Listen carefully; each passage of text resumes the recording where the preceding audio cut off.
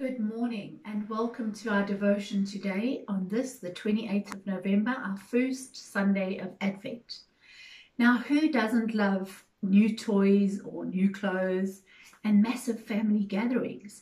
But what does Advent mean to us as Christians? So I want you to journey with me today as I will do a godly play introduction to Advent. Our reading for today comes from Jeremiah 33, verse 14 to 16. The days are coming, declares the Lord, when I will fulfill the gracious promise I made to the house of Israel and to the house of Judah. In those days and at that time, I will make a righteous branch sprout from David's line. He will do what is just and right in the land. In those days, Judah will be saved and Jerusalem will live in safety. This is the name by which it will be called, the Lord our righteousness.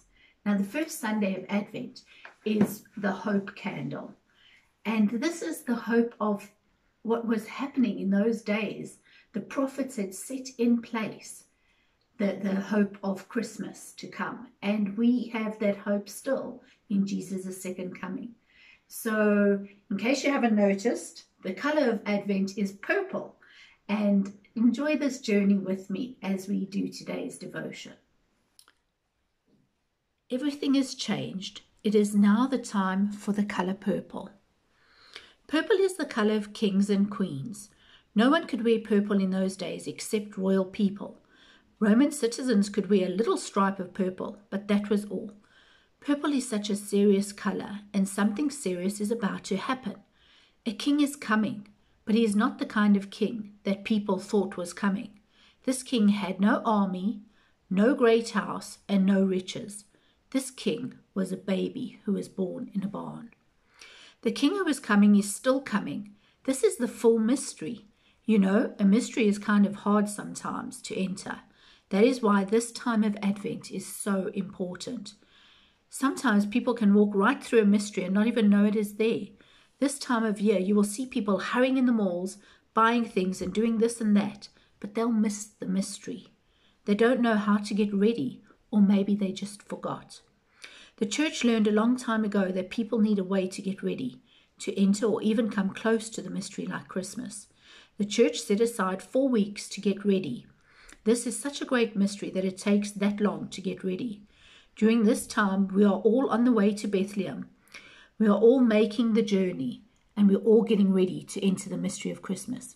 So let's go with the prophets, the Holy Family, the shepherds, the angels, the Magi, and all the rest to make the journey that was not just back then, it's also now. Now, prophets are people who came so close to God, and God comes so close to them, that they know what is most important. They pointed the way to Bethlehem. They didn't know exactly what was going to happen there, but they knew this was the place. And this Sunday is the time we remember the prophets. Here is the hand of the prophet, pointing the way to Bethlehem. So today I want you to join me as we light our first candle of Advent.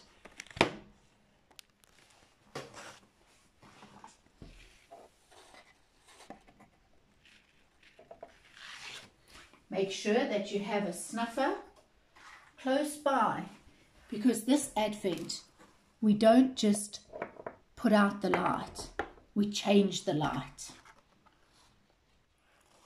Here is our first candle, lighting the way of hope. May we hope in Christ to restore our land as it once was.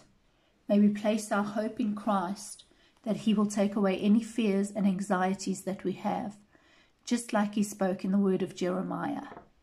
May you feel that hope today. And we're just going to change the light. That's how we do it in godly play. Have a very blessed morning, and thank you for joining me.